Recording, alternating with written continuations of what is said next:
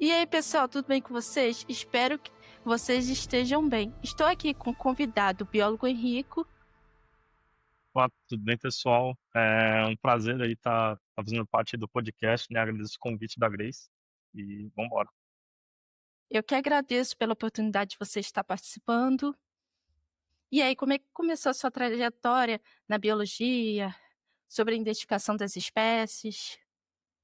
Bom, eu sempre gostei de natureza no geral, né? Assim, desde pequeno eu, Uhum, eu via documentários com meu avô, com meu pai, né? Eu sempre tive, assim, essa aproximação da natureza também por influência da família, né? Assim, de uhum, livros de natureza, né?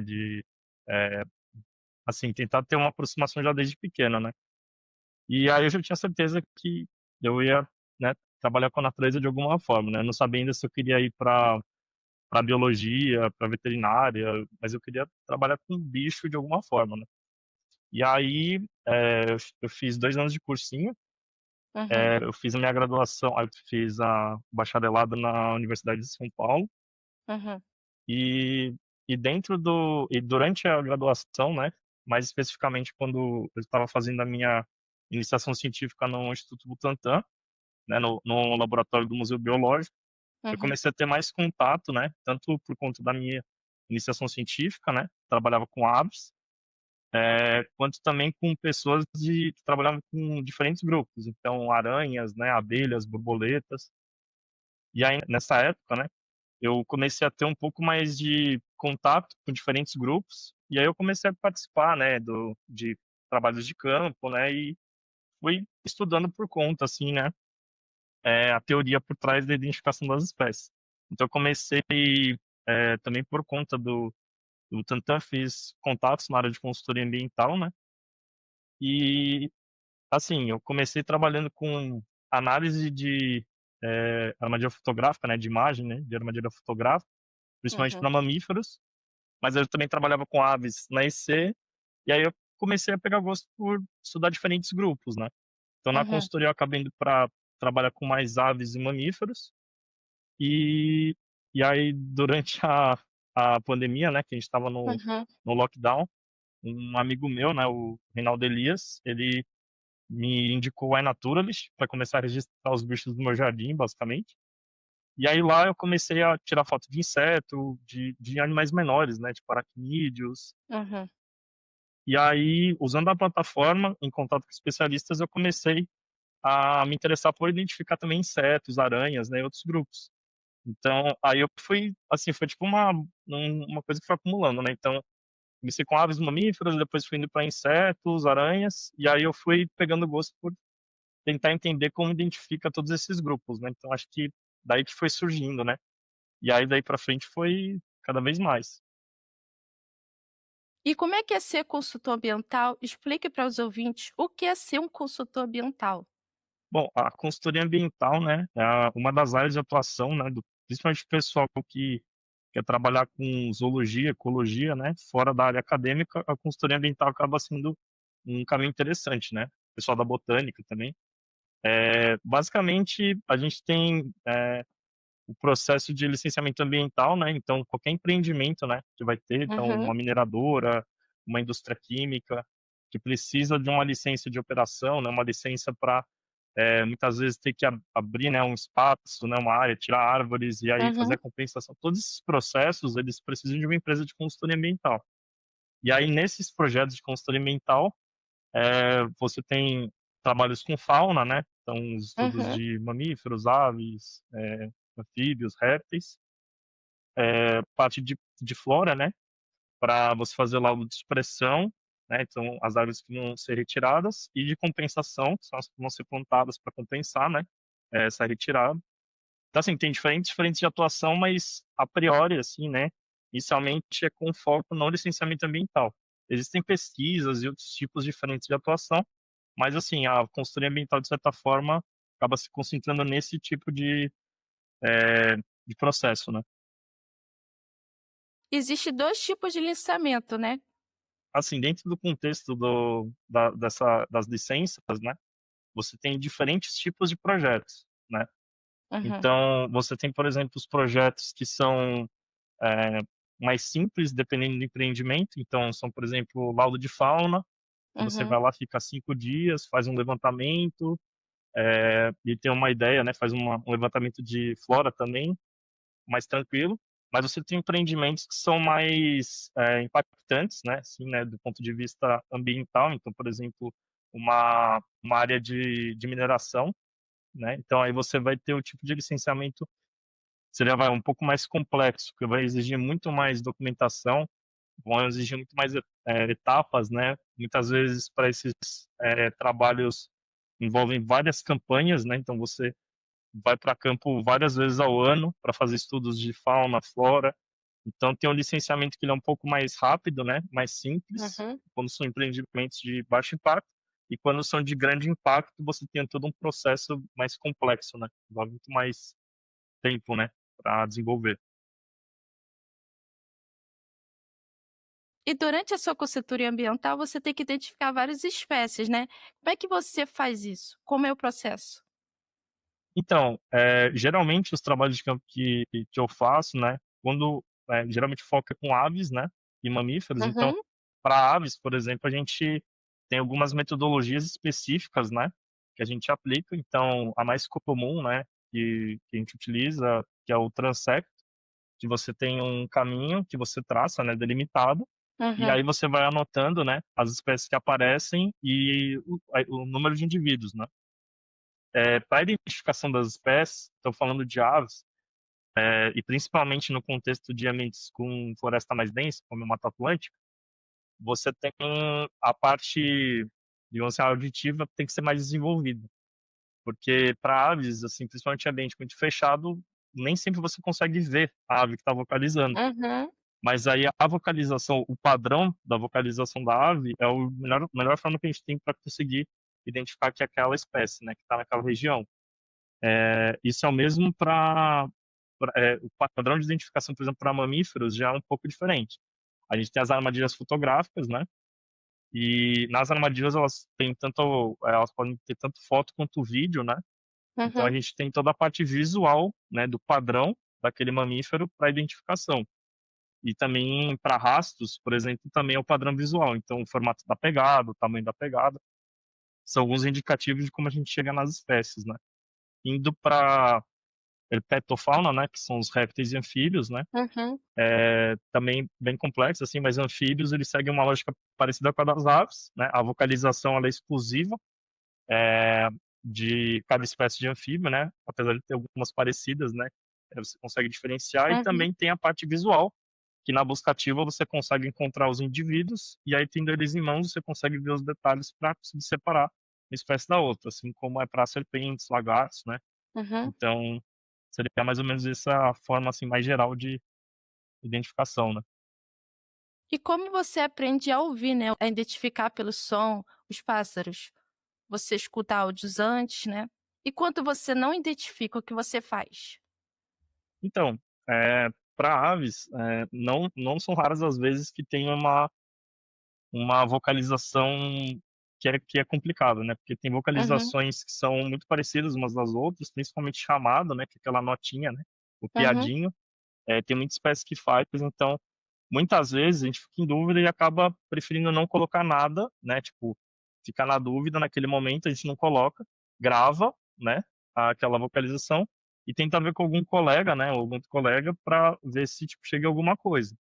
Mas muitas vezes acaba passando, assim, batido porque é um piada muito genérico, aí fica difícil às vezes uhum, de gravar pela distância e não pega.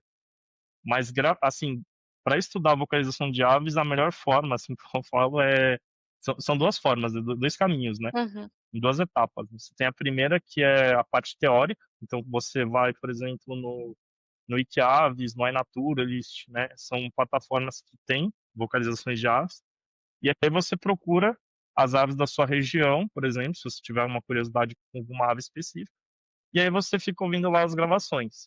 E aí você começa a perceber que alguns grupos têm padrões muito similares, assim. Então, você vai pegar, por exemplo, vocalização de um arapaçu, né, que é uma ave parecida com o pica-pau. Tem alguns arapaçu que têm um padrão, né, de vocalização bem contínuo, né. Tem muitas uhum. espécies que ocorrem juntas que têm esse padrão contínuo. Então, você pode associar padrão contínuo, pode ser um arapaçu, pode ser um pica-pau, que também tem padrão contínuo, algumas espécies. Então você começa a entender, assim, pelo jeitão, né, da Uhum, vocalização, quais grupos que podem ser. E aí você vai entender os padrões. E aí você consegue, vamos se corroborar, né, esse estudo indo para uhum, campo. De preferência, para quem ainda não tem experiência assim na área e quer começar, eu recomendo sempre ir com alguém experiente, algum guia, por exemplo, para ir falando, né? Tipo assim, você tá andando na trilha, ouve um som lá e aí fala, o que que é isso? Ah, essa é a espécie tal. E aí você em campo uhum. ouve a espécie e aí você depois ouve em casa e vê como é que é na gravação, porque às vezes tem uma variaçãozinha quando é gravado e quando você tá em campo, que é interessante de ter um comparativo, né? Então, eu iria por esse caminho, né, para começar a estudar. Quais são as dificuldades para identificar uma espécie? Principalmente as que são parecidas, como que usam mimetismo. Então, essa são as grandes, eu brinco, né, que são as trollagens, né, das identificações. Porque, principalmente para invertebrado, né, então falando de insetos, isso é uma coisa muito comum. Então, assim, um exemplo clássico, assim, tem padrões que são muito conhecidos de mimetismo, né, de espécies parecidas. Uhum, Um exemplo disso tem uma vespa, que é uma vespa parasitoide, um grupo de vespas parasitoides que tem o mesmo padrão de uma espécie de percevejo, que tem o mesmo padrão de uma espécie de besouro. Então, assim, isso não raramente acontece com insetos, né, invertebrados de uma forma geral, tem essas questões. E aí a melhor forma de separar acaba sendo nos detalhes da morfologia. Então, assim, como é que eu vou separar só pelo padrão de coloração? Você fica em dúvida. Mas é quando você vai ver o detalhe da antena, o detalhe da asa, o detalhe dos olhos, você já consegue, por esse padrão, saber que é de um grupo que não é aquele que está aparentando. Então, você olha lá, você associa com aquela vespa, só que quando você vai ver a antena, os olhos e o corpo de uma forma geral, é de um percevejo. uhum, Então, assim, padrão de coloração confunde muito, né? Tem padrões de mimetismo morfológico, então às vezes é o formato do corpo que é igual, não é nem a coloração, mas é o formato do corpo. Então você olha, você tem certeza que aquilo lá é, sei lá, é um besouro. E aí quando você vai ver, não é um besouro, é uma cigarrinha, sei lá. Sabe? Tipo assim, isso acontece com uma certa frequência. Então a gente tem que ficar atento, né? Então, dentro do contexto do iNaturalist, por exemplo, eu faço a curadoria. uhum. Lá a gente, assim, vira e mexe, eu também caio nas pegadinhas. E aí chega um especialista e fala assim, olha, não é bem isso, na verdade é essa daqui, porque olha o detalhe aqui da antena. Aí quando você vai ver é um detalhezinho que muda e faz a diferença. Então, tem essa dificuldade das espécies similares, mas identificação, de uma forma geral, assim, para animais, com exceção de algumas espécies conhecidas, eu sempre falo que não é algo tão trivial assim, né? Super simples. Às vezes a pessoa vai super confiante falar uma identificação e na verdade não é, porque sempre tem esses detalhezinhos que tem que ficar atento. Então, dependendo do grupo, às vezes até o ângulo que você tira a foto, o ângulo que você vê o bicho, influencia. Então, por exemplo, para mosca, tem grupos que só se você tiver a visão lateral da mosca, você consegue Uhum. saber. Se você tiver a visão por cima, você não consegue diferenciar. Então, para vespa isso acontece, para besouros. E também os ângulos, né? Então, isso que eu falo, quando a pessoa às vezes manda foto de bicho, né? Tipo, achei esse bichinho aqui, eu quero saber o que é. Muitas vezes eu falo, mas você tem uma foto de lado do bicho, uma foto de cima? Porque dependendo do grupo, isso influencia. Então é muito variável, assim, identificação, assim, de grupo para grupo tem muitos padrões diferentes, assim, as formas que você vai diferenciar, né? E saber a localidade também influencia, né? Sim, a distribuição para muitos casos, né, isso ajuda bastante, sim, principalmente, tem um exemplo clássico, assim, né, de bichos que o pessoal confunde, né, que é a onça pintada e o leopardo, né, Uhum, e assim, esse é um exemplo que eu sempre falo para a pessoa, assim, você não quer ter dúvidas, você só pergunta a localidade. Viu a foto. Ah, foi no Pantanal, onça pintada. Viu a foto, tá muito parecido, tá estranho de longe, tá onde que foi? Ah, foi em um país da África. Fala, pô, então é leopardo. Assim, tem casos de distribuição que é muito, assim, fica muito óbvio quando você uhum. tem a localidade. Isso acontece também na região amazônica, né? Que as regiões entre rios, né? Que a gente chama de interflúvio, cada região, para alguns grupos, esses interflúvios separam as espécies. Uhum. Então, pode ser muito parecido, mas aí quando você descobre qual que é a região entre rios, você já mata a espécie por lá, né? Então, isso é muito importante. Temos a questão também, né, da cobra coral, das falsas jararacas, que o povo confunde muito. Como saber a diferença? Então, eu falo assim, né? Geralmente você vê um padrão parecido com coral, na dúvida não mexe. Se você é uma pessoa que às Uhum, vezes viu no mato, tem a curiosidade de querer, né, mexer e tal, eu falo assim, não mexe. Se você não sabe porque o que acontece, né? Tem a questão do formato da cabeça, tem algumas questões morfológicas que eu acho que, assim, grande parte das pessoas não vão ter a percepção detalhada de como separar essas características no primeiro momento. uhum, E o padrão de coloração, ele confunde bastante. Então, assim, tinha até uma musiquinha, né, que falava, né, da vermelho, branco e preto, e aí você sabia pelo padrão, assim, mas isso nem sempre funciona. não.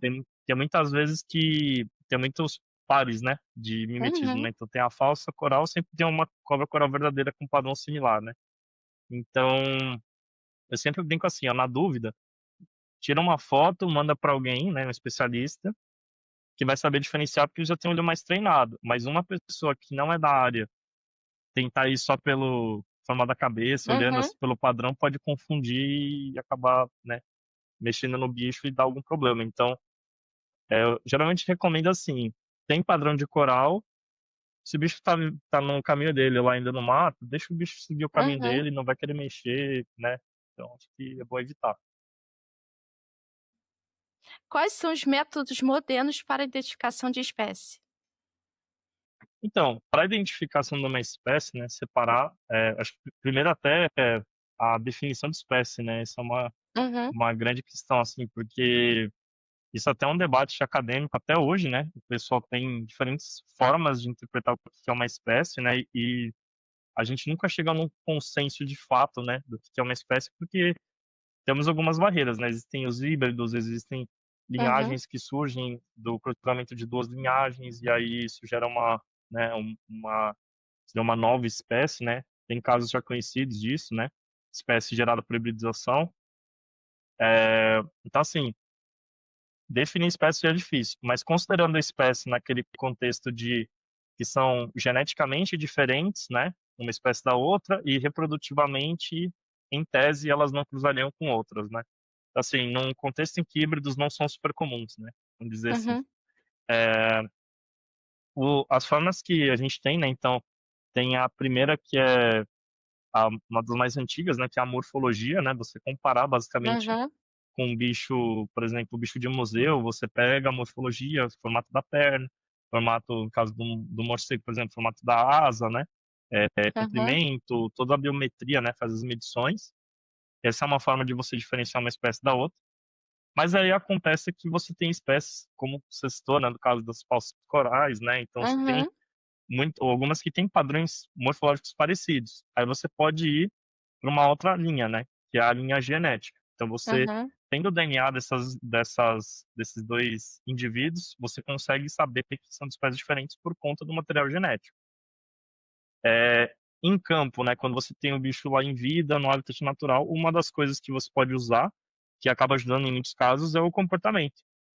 Então, muitas vezes, isso falando, por exemplo, para um caso assim de ave que você está ouvindo, e aí uhum, quando você vai ver, o bicho ele tá no chão, no meio da serrapilheira lá pulando, e não tá na copa da árvore. Só o fato do bicho estar no chão na serrapilheira e lá procurando as folhas, a gente já sabe que ele não pode ser, por exemplo, um pica-pau uhum, típico, né? Que fica nas árvores.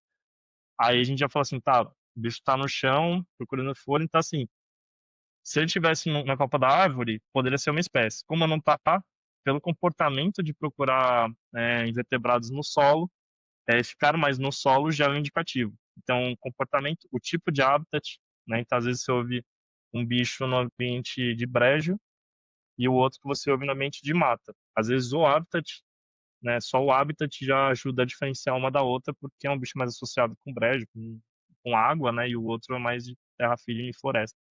Então, assim, habitat, comportamento, né, de uma forma geral, questão genética, né, material genético, Uhum. e morfologia, né, acho que são as principais formas, e vocalização, né, no caso de animais que têm vocalização característica, né, tipo anfíbios e aves, por exemplo, também é uma forma de diferenciar, né. Como é que você sabe que aquela espécie é desconhecida? Então, para você chegar, né, até uma espécie nova, né, ou assim, bater o olho e falar: "Isso tem alguma coisa diferente", isso eu acho que exige um treinamento, né, uma especialidade muito avançada, né. Então, assim, para a pessoa ela já ter esse insight, assim, de o pesquisador chegar e falar assim: "Isso é uma coisa nova", ele já tem que estar muito familiarizado com aquele grupo e já saber que claramente está fugindo alguma coisa do padrão esperado, né, para aquele grupo, né. Mas assim, de uma forma geral, para você chegar numa espécie nova, tem a parte de comparação morfológica, comparação, genética, né, então às vezes o bicho parece muito com outro, só que aí quando você vai fazer a genética do bicho, você vai ver que ele tem um monte de diferenças, né, pequenas diferenças, que já caracterizariam uma linhagem nova, né, uma linhagem própria. Então, isso acaba acontecendo, né, de uma das formas, né, então é comum o pessoal, por exemplo, de museu, e tem um monte de bicho coletado, tal, começar a fazer estudos com a genética, né, que antes não eram feitos, começar a fazer com genética e ver que, na verdade, naquela gaveta tem um complexo de espécies, não só uma espécie, como pensava há um tempo atrás. Então, a genética, eu acho que está sendo uma das formas mais, a metodologia, né, de você fazer todo esse mapeamento genético, está sendo a melhor forma de você descobrir novas espécies. E acho que essa é a melhor forma hoje em dia, eu diria, de definir uma nova espécie, né. Quais espécies, assim, que ao longo do tempo mudou o nome, que você consegue lembrar? Tem uns casos, assim, mais chamativos, né, assim, teve um caso de espécie que mudou o gênero, né, taxonômico, ele mudou e voltou, assim, algumas vezes, né, que é o do sanhaço, né. Então o sanhaço, ele tinha ficado por um tempo como Traups, e aí teve uma revisão e tal, mudaram para o gênero Tangara. E aí depois o pessoal viu: "Não, mas esse bicho não é próximo dos Tangara, é próximo dos Tatos". Ele voltou pra Talpa de novo. Então o sanhaço, vira e mexe, fica com um pouco de receio de voltar a ser Tangara e depois voltar a ser tal. Mas eu acho que agora parou em Tralpes de vez mesmo, né. Também tem um caso, da entomologia, que são das borboletas, né, que o pessoal chama popularmente de rosa de luto, asa de defunto, Uhum. que são borboletas, né, a rosa de luto preta e rosa, né, e a caixinha de defunto preta e amarela, né, que geralmente aparecem, né, em jardins, né, em casa, no quintal. E elas eram do gênero papilio, que é um gênero que hoje em dia está restrito ao Velho Mundo, né, então, as espécies lá da Europa, por exemplo. E as daqui da região neotropical, né, América Latina, passaram a chamar o gênero Heraclides, né. Uhum. Então, assim, essas pequenas mudanças, elas acabam acontecendo, né, eh, e assim, tem é o que eu falo, né, assim, que vive mudando e pode mudar de novo, porque nem sempre é um consenso, né. Uhum. Então, às vezes, os pesquisadores daqui, da América do Sul, podem falar: "Não, de fato é esse gênero". Mas aí você vai pegar os pesquisadores, sei lá, da Europa, da América do Norte e vão falar: "Não, não é". E aí tem esses conflitos, né. Então, Uhum. às vezes a classificação, isso é um ponto, né, que, muitas vezes o pessoal fica em dúvida, né, mas dependendo do lugar que você consulta, eles podem usar uma classificação diferente. Então, um exemplo disso é para aves, aqui no Brasil, a gente usa o CBRO, né, a lista do CBRO, Comitê Brasileiro de Registros Ornitológicos.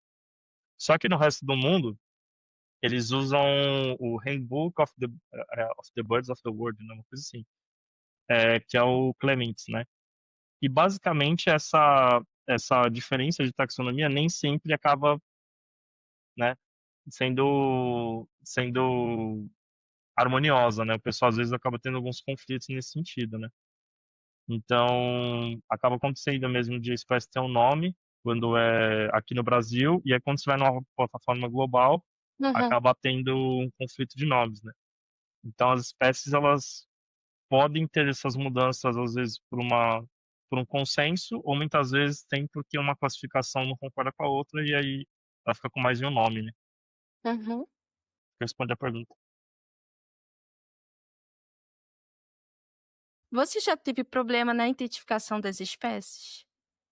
Já eu falo que até hoje, né, eu tenho essas questões na falando da curadoria, né, do iNaturalist, por exemplo, Uhum, muitas vezes gera dúvidas, né? Então tem alguns grupos que são menos conhecidos, né? E aí a gente acaba estabelecendo, vai, entre os especialistas daqui a gente estabelece, esse bicho com esse padrão é desse gênero, por exemplo. uhum, Só que aí chega um especialista do grupo que começou a trabalhar com o grupo agora, de fato, né? E é uma das poucas pessoas que trabalha, chega e começa a falar, então, na verdade, esse gênero são vários, não é mais só esse gênero, vira outra coisa, e aí a gente fala, tá, então a identificação tá errada, tem que arrumar.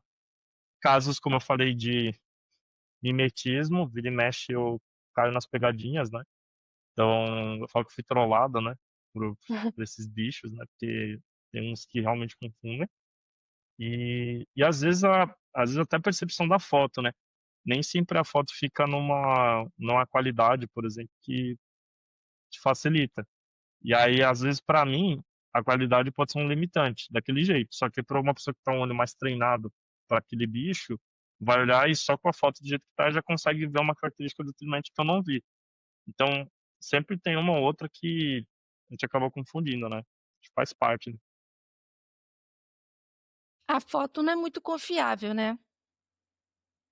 Então, existem grupos que, falando, por exemplo, de percevejos, né? Muitas vezes é só pela genitália. Então, você tem que ter o bicho em Uhum. mãos, de fato, para você conseguir separar as espécies. Por foto, às vezes você só consegue chegar a gênero, tribo, né? Alguma coisa assim mais ampla, né? Então, a foto, eu falo assim, a qualidade da foto ela ajuda, né, para muitos grupos, mas tem grupo que você pode ter assim a melhor foto possível, assim, a mais HD de todas, 4K e não dá para sair de gênero, porque não é só com foto que resolve. Então, eventualmente acontece. E como é que é a sua experiência em campo sobre a identificação das espécies? Em campo, eu sou um pouco mais generalista, né, de uma forma geral. Apesar de eu trabalhar com em consultoria especificamente mais com aves e mamíferos, né, eu acabo auxiliando em campo com estudos de epitofauna, né, e querendo ou não, quando eu tô no mato eu acabo vendo tudo, né, então eu vejo inseto, vejo aranha, eu acabo ficando em tudo, né. Mas para identificação, de uma forma geral, assim, né, a acaba sendo relativamente tranquilo, porque a gente eh, faz um estudo prévio, né? Então a gente busca as espécies já possíveis de ocorrer na região, já estudo caso de espécies que têm vocalização, já estudo as vocalizações, os padrões de morfologia, então eu já faço um estudo prévio para ir para campo já preparado para o que eu vou encontrar. Então isso facilita bastante. Nem sempre é simples, né? Tem toda essa problemática de, às vezes, a vocalização está longe, é uma vocalização genérica. Às vezes o bicho está no contraluz, na copa da árvore, lá não dá para ver os detalhes. Então, de uma forma geral, acaba sendo tranquilo, né? Assim, mas sempre Uhum. tem uma ou outra que dá uma dúvida, né? Quais equipamentos que você usa? Para campo, assim, geralmente para aves eu acabo usando mais o binóculo, né? Eu não Uhum. tenho tanto hábito de usar câmera, né? Tipo, geralmente eu tô na equipe com alguém que já tem a câmera, né? Então, acaba fazendo uma dupla, um tira foto, eu vejo no binóculo, anoto, né? Então, seu binóculo é indispensável, principalmente para estudo com aves, né? Assim, é o mínimo possível, né? Para ter. Para pegadas, né? Então, falando de mamíferos, né? Sempre vão ter uma trena, porque o tamanho da pegada, né, até para fotos tão comparativo, né, isso influencia também na identificação, né? Uhum. Então é importante ter uma trena para você fazer as medições dos rastros, né? Para armadilha fotográfica, né, aí não são equipamentos especificamente, mas seriam tipo os tipos de recursos que a gente usa, né? A gente muitas vezes tem que colocar iscas, né, para atrair Uhum. os mamíferos para as armadilhas. Então a gente coloca criara de milho, né, bacon, enfim, né, tipo, tem um monte de chamar de banana, né, fruta, né, para chamar diferentes grupos, né. Então, assim, são alguns artifícios que a gente usa em campo, assim, que são costumeiros, né, fora os equipamentos de segurança, né, que são de praxe, Uhum, assim, né. Então perneira, né, é super importante, né. Caso você não vá de perneira, né, usar uma galocha pelo menos, né, mas sempre estar com alguma coisa uhum, protegendo, né, as canelas, né, porque uhum, a gente nunca sabe o que vai encontrar, né, não só de serpente, né, que pode eventualmente ter um encontro nesse sentido, mas também pelo ambiente, né, às vezes tem muita pedra, né, e tal, então é sempre bom uhum. você estar com a perna protegida, né, para não ter nenhum problema em campo, né. Acho E tem as espécies irmãs, né? então tem casos, né, assim, um caso alguns casos clássicos, né. Então, falando de eu vou falar bastante exemplo de aves, né, que eu falo não um dos grupos que eu acabo trabalhando mais, mas assim, de aves tem o caso clássico das elênias, né. Elênia é um gênero de aves da família Tiranidae, que assim, eu diria que 90% dos casos a melhor forma de você diferenciar é pela vocalização. Então, assim, são aves que muitas vezes você vai encontrar em campo, se ela não vocalizar só vendo no binóculo, na câmera, nem sempre você consegue chegar na espécie, né? Porque tem muitas espécies similares, né, dentro desse gênero. Tem casos, né, de gêneros assim um pouco mais distantes, assim, né? Porque são espécies irmãs, mas elas têm um padrão de coloração diferente, a distribuição, né? Muitas vezes ajuda a diferenciar. Mas em casos que as espécies irmãs são similares e ocorrem no mesmo ambiente, na mesma distribuição, aí muitas vezes você tem que, né, usar o máximo de artifício que você puder. Tentar tirar, dependendo do grupo, né, como eu disse, os ângulos diferentes para tentar achar uma característica peculiar, né, diferente do grupo, né. Então, tem um Uhum, exemplo, por exemplo, de os lagartos, né, chamados lagartos de cauda azul, né, gênero Microblepharus, né. Tem 2 espécies muito similares, só que a diferença de uma para outra é a linha branca da lateral do corpo, que em uma é contínua ao longo do corpo e a outra não. Então, assim, se você tiver a foto do bicho de um ângulo que não dá para ver essa linha, você não consegue separar. uhum, Então, assim, espécies irmãs muitas vezes, né, assim, é recorrente, né, e falando de insetos, isso aí é muito comum, é no detalhe mesmo, e nem sempre a gente consegue, né, então tem a problemática de nem sempre a gente conseguir separar as espécies irmãs só por registro fotográfico, né, e aí você teria que levar no laboratório para analisar mais profundamente, né. O Brasil ainda tem muitas espécies para ser identificada, né? Então, o Brasil, né, é o país com a maior biodiversidade do planeta, né. Uhum, Então, assim, apesar da gente ter a maior biodiversidade, a gente não conhece, grande parte tipo assim, de grupos que, assim, são os mais abundantes aqui, né, então, em relação a outros países, só que a gente não tem, muitas vezes, especialistas, né, para estudarem esse grupo, né.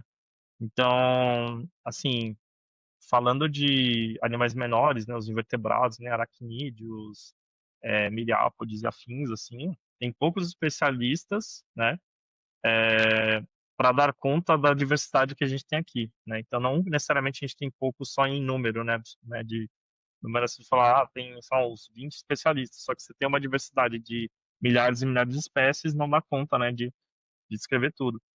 Então a gente tem essa questão das espécies a serem descritas, a gente tem, a questão de uma revisão, né, do conhecimento que a gente tem. Então, muitos animais que estão coletados em museus, que estão numa gaveta como sendo de uma espécie só e na verdade é um monte de espécie que ainda não foi analisado. Então a gente ainda tem muita espécie a ser descrita que já está coletada em museu, né, basta fazer uma revisão desse material, né. Então, assim, são várias camadas, né, de desafios que a gente tem, né, e e é importante, assim, eu falo para as pessoas sempre registrarem, né. Então, a biodiversidade, assim, de tudo que é grupo, né. Porque tem uns grupos que chamam mais atenção, mas tem aqueles grupos de animais pequenininhos que o pessoal passa batido. Eu sempre falo: "Tira a foto, registra, tira a melhor foto que você conseguir, melhor ângulo", porque muitas vezes você tem uma espécie nova na sua casa e você não sabe, né. Então falando até do iNaturalist, tem um projeto na plataforma que é dos primeiros registros, fotográficos da espécie em vida, né. Então, um bicho que foi coletado, por exemplo, no começo do século, ninguém nunca viu o bicho em vida, só tem lá ele coletado em museu, e aí alguém tirou foto no quintal de casa, e aí foi ver, era uma espécie que já era conhecida, porém não em vida, e foi registrada por uma pessoa que estava no quintal da casa dela. Então, assim, isso acaba acontecendo, tem casos de pessoas que tiram fotos de bicho de um grupo desconhecido e um especialista chega e fala, cara, nunca vi isso na minha vida, provavelmente é espécie nova, pode ser até gênero novo, né?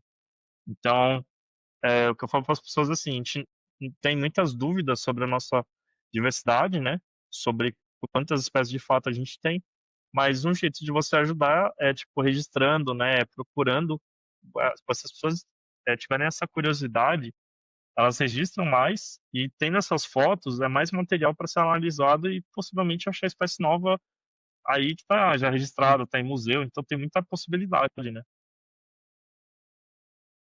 A pessoa tirando foto, né, onde ela pode colocar? Então, tem diferentes plataformas, né, que a pessoa pode utilizar, né, as plataformas de ciência cidadã, né, que a gente chama, né. Uhum. Exclusivamente para aves, tem o eBird e o Wikiaves, né, que você pode subir foto e vocalização, né. Você tem o Xenocanto, que é específico para vocalização de aves, né.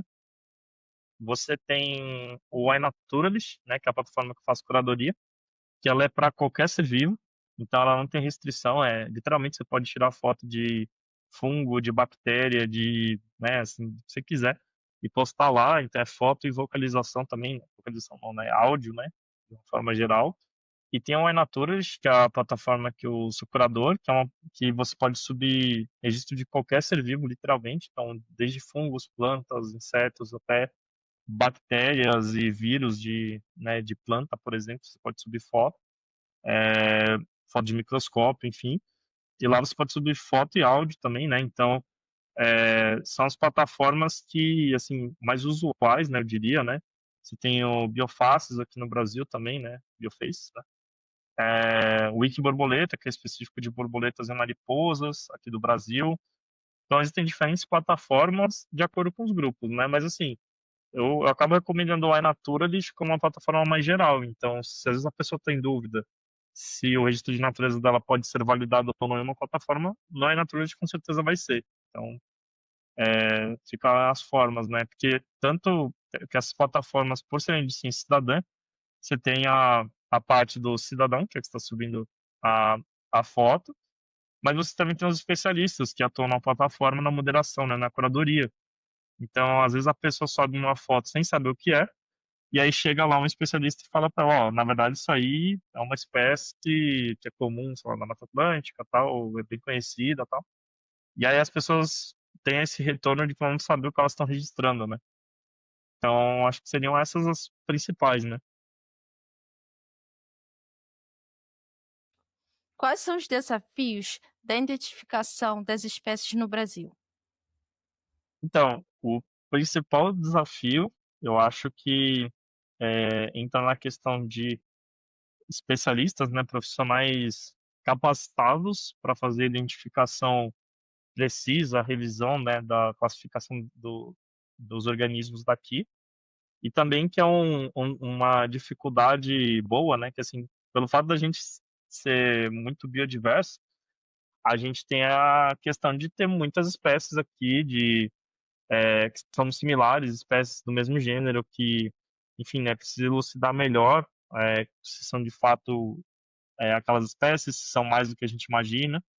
Então, por ter uma grande biodiversidade e, e ainda ser muito desconhecido, assim, e tendo poucos especialistas em muitas áreas, a gente acaba ficando com muitas lacunas, né? A gente não sabe. Tem muito bicho, assim, muito inseto que é comum em casa que a gente não sabe o ciclo de vida completo. A gente não sabe o que ele come de fato, né? O que ele faz. Então a gente ainda tem muitas lacunas, assim, dentro de espécies que são comuns de encontrar em casa, mas a gente não faz ideia, porque não tem gente que estuda. Então, eu acho que se a gente tiver um incentivo maior, né, à pesquisa, né, à ciência cidadã, de uma forma geral, eu acho que a gente engaja não só pessoas que querem estudar esses grupos e acham que não pode, porque, sei lá, fala assim, mas eu vou estudar como, né? Quem tem alguém que pode me ajudar, tal. Então, você dando um caminho para essas pessoas e também mostrando para a sociedade que elas também, que as pessoas, no geral, podem contribuir, eu acho que é o Uhum. caminho para a gente conseguir elucidar melhor a biodiversidade daqui do Brasil, né? Você tem algum livro, algum documentário para recomendar para os ouvintes? Olha, de livro tem alguns livros sensacionais, assim, porque ajudam na identificação, né? Então tem, falando, por exemplo, de borboletas, né? Tem as Borboletas do Brasil, que são 3 volumes, se eu não me engano, né? Que é um livro que, assim, detalha bastante, né, as espécies que a gente tem aqui, né? Até então, né, que tinham sido lançadas na Uhum. época, né? O que a gente sabia, né, das espécies. É um livro muito bonito, com fotos, assim, bem nítidas, assim, das espécies, né? Então, esse eu acho que é um livro interessante para quem, por exemplo, quer começar com identificação de borboletas, né? A gente tem livros, né, mais gerais, assim, né? Então, assim, eu falo até de livros antigos, né? Então, a gente tem alguns livros antigos que falam da fauna brasileira como geral, como um todo, né? Tem o Besouros do Brasil, né? Que é um livro também que é um compilado das espécies aqui de besouros, tem as ilustrações, né? Também pode ser um caminho, né, para identificação. Mas eu acho que, assim, considerando a facilidade que a gente tem hoje, né, em termos digitais, né? Eu acho Uhum. que um caminho que foi um que eu, falando por mim, né, assim, um caminho que eu fiz, assim, era ir nessas plataformas mesmo, né, e ver os registros feitos pelas pessoas, né, e ver a identificação e entender, né, mesmo nesses sites, né, fala um pouco da taxonomia, qual é a família, a ordem que fazia parte, Uhum. e aí nisso você começa a entender os padrões, né, dos grupos. Uhum. Então, eu acho que assim, indo, por exemplo, no iNaturalist, no Wikiaves, Wiki Borboleta, eu acho que é bem importante utilizar essas plataformas também como forma de estudo, né? É claro que você tem que ter é, digamos assim, entender que tem uma questão de que nem sempre as identificações elas podem estar precisas, porque como é Uhum. uma plataforma, né, que muitas pessoas podem dar uma ID, nem sempre ela pode estar 100%, né, correta, pode ser que tenha alguma dúvida nisso, mas eu acho importante se ter o contato nessas plataformas, porque lá você conhece os especialistas, né? E aí, assim, falando do eNatura, como é uma plataforma global, você pode conversar com especialistas de tudo que é lugar do mundo, de tudo que é grupo. Então, às vezes a pessoa tira uma foto de uma planta, tem dúvida, fala com o especialista, manda uma mensagem, e aí ele passa um monte de artigo, referência de como você pode chegar naquela identificação. Então, eu acho importante os livros, né? Claro, né? Mas eu acho Uhum. que a gente ainda tem livros muito específicos, né? Assim, tipo, livros Uhum. focados em aves, às vezes aves da Mata Atlântica, tem, né? Um livro, né? Aves da Mata Uhum. Atlântica, besouros do Brasil, mas eu acho que a gente ainda não tem, né? Eu posso estar enganado, mas até onde eu sei, um livro que explora de uma forma mais ampla a biodiversidade brasileira, tentando pegar essas nuances dos grupos, né? Então, a gente acaba tendo mais livros específicos. Então, aí vai muito do interesse da pessoa, né? Mas eu queria que tivesse, assim, uma coisa mais ampla, porque a identificação de espécies, ela, apesar de ter um roteirinho que você segue para você chegar nas espécies, eu acho que também tem uma questão, tem um pouco de subjetividade da forma que você assimila, né, aqueles padrões. Então, às vezes, o pessoal até brinca, né, para aves, tem aves que têm sons que são onomatopeicos, né, que, tipo, é, que o nome da ave quer dizer onomatopeico, né, então o som que ela faz é o nome dela. Só que às vezes a pessoa fala assim, cara, eu não tô ouvindo sabe, o nome do bicho, sabe? Tipo, o bicho que chama, sei lá, o ipi. Aí o pessoal fala assim, cara, eu não ouço o ipi, pra mim é outra coisa. E aí tem a pessoa que fala assim, não, para mim eu ouço o IP, para mim faz sentido. Então, o jeito que tem uma subjetividade também, assim, cada um tem uma forma de memorizar os padrões que é difícil de você passar para a pessoa, que para mim faz Uhum. sentido, para você pode não fazer, entendeu? Entendi. Então, tem essas questões também de subjetividade além do jeito clássico de identificar, né, correndo uma chave taxonômica, vem das Uhum. características, né, e tudo mais. Quais são as dicas que você gostaria de dar para os jovens que querem seguir a taxonomia? Então, eu acho que tem um dos caminhos, assim, que eu falo. da biologia no geral, né, que eu acho muito importante, né, Uhum. é você ter o contato com pessoas da área. Então, assim, tanto através por meio de eventos, né, ou se a pessoa já está fazendo uma graduação, ela ter contato com os professores, mas, assim, é importante o contato com alguém que é da área. Então, assim, se você quer seguir, por exemplo, uma taxonomia de, por exemplo, sei lá, moscas, eu sempre recomendo assim, pesquisem quem são os pesquisadores de mosca que você poderia ter acesso. Então, se você é daqui de São Paulo, você quer conhecer alguém que trabalha com moscas, procure instituições daqui de São Paulo, veja as linhas de pesquisa que trabalham com moscas. Conhecendo essas pessoas, eu sempre falo, entre em contato. Mandar um e-mail, muitas vezes, a área acadêmica, né, o professor de universidade, às vezes parece uma coisa meio longe, né, assim. Só que não, assim, grande parte das vezes o pessoal é solícito, né, então você mandar um e-mail falando, eu estou interessado em trabalhar com taxonomia de moscas e eu queria saber como que Uhum. funciona. A maior parte das vezes você vai ter um retorno e eu acho até interessante, assim, se ser um pouco cara de pau no sentido de você se convidar para conhecer mais, né? Então você fala assim, É poderia verdade. passar, né, nesse laboratório e dar uma olhada como é que funciona, conversar com alguém que está na pós-graduação, por exemplo. E Uhum. aí, nisso, você ter esse contato mais próximo facilita, porque aí o professor, ou enfim, né, mestrando, quem tiver lá que puder te auxiliar, ele vai falar como é que funciona o dia a dia de Uhum. taxonomista de mosca, quais são as principais referências bibliográficas, né? E aí Uhum. nisso facilita muito para você entrar nesse mundo. E aí daí você acaba conhecendo taxonomistas de outros lugares, tal, e acaba fazendo uma rede de contatos. Então, eu acho que ter esse primeiro passo, a iniciativa de entrar em contato e ir atrás, né, Uhum. assim, mais assertivamente, eu acho que é importante. Tem até uma frase: o não você já tem, o sim você corre atrás. Exatamente. Porque às vezes o pessoal fica com receio, né? Pensa, putz, eu vou mandar e-mail para um professor que tem sei lá Uhum. quantas especialidades e tal. Eu falo, cara, mas é gente como a gente, né? Assim, É. então tem que ir atrás, né? Uhum. Então, estamos finalizando. Se você quiser deixar seu arroba, seus projetos. Bom, o meu arroba, assim, pessoal, né, do Instagram, né? Atualmente eu praticamente sou do Instagram, né? O arroba Henrico Tosto, Uhum. TOSTO96. Tenho também o arroba da empresa de consultoria, né? Que sou sócio consultora ambiental da Uhum. Biosenso, né? Arroba Biosenso. E eu também sou presidente, né, da Rede Brasileira de Naturalistas, a RBN. Né? Então nós estamos no processo, né? Tá quase finalizando o processo aí de ser uma representação oficial da plataforma global iNaturalist aqui no Brasil. Então lá tem um arroba, no meu perfil Nitos96 tem o arroba da RBN, que é RB Naturalistas, e também tem o arroba do iNaturalist, né, do iNaturalist.org, que é essa plataforma aí que a gente está atuando, né? Então acho que seriam esses aí os principais contatos.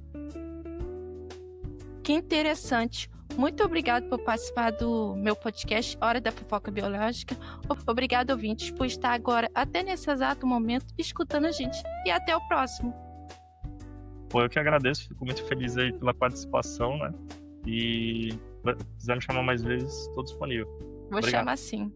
Obrigado Obrigado. você.